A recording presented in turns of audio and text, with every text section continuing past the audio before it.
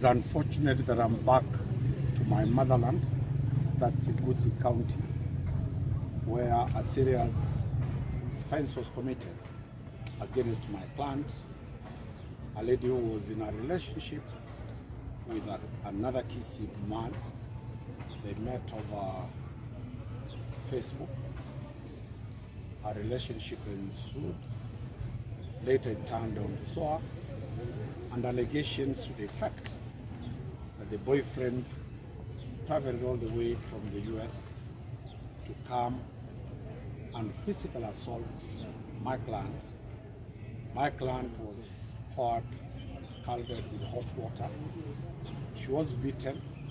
She was assaulted in a manner that is inhuman, and the purported aggressor left Gusiland, went to Syokimau, carried all the household equipment and the furniture, relocated them to a unknown destination.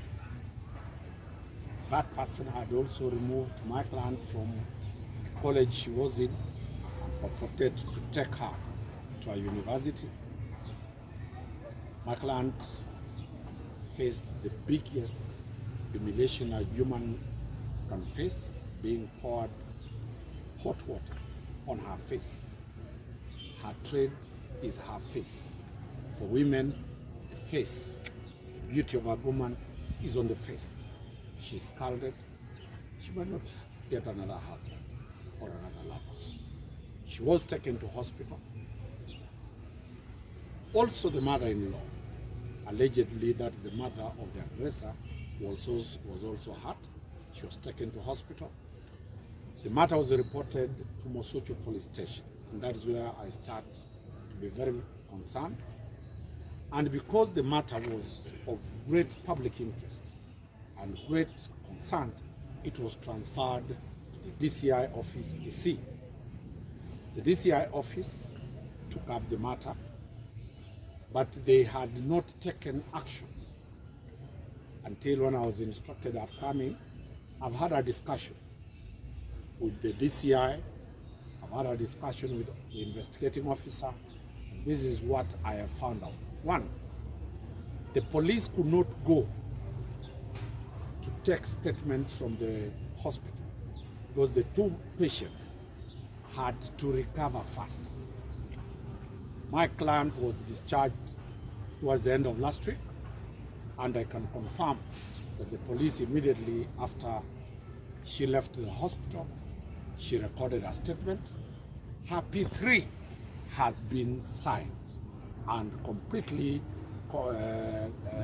failed, awaiting further action. Number two, the mother of the alleged attacker was discharged yesterday. The police have dispatched officers to look for her, to record a statement. They will record a statement from her today, latest tomorrow, and her P3 will be filled. Third, this is an issue that concerns a person who is allegedly staying in the US. The Department of Immigration must be involved. I've confirmed from the police here that they have written to the Director General of Immigration, although you know very well the problem with the passports, wanting to know some critical issues. When did that aggressor ever leave this country to the US? What is his status in the US? When he came back, he entered in this country when? Did he ever come here? Did he ever leave after the attack? So that if he has not left the country, the police now will start trailing that person within the boundaries of Kenya. If he left, the Kenyan police, the DCI, will invoke the relevant arms of Interpol to get that person back here if he did the offense to be charged. So I'm satisfied with the way the police have done their job.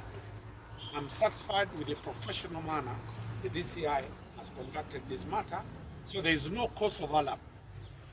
Yet there is also another issue that I've told the police that some of the family members who remained here have been threatened, and I shall be bringing them here in the course of the week to record statements of people who have called them, who have texted them, who have threatened them, so that a new investigation is mounted to try to know, is it true the perpetrators want to interfere with the witnesses, the perpetrators of this offense want to bribe, so that to bribe my clients and their families to withdraw this matter. So it is my position that I have instructions that my client will not withdraw this matter.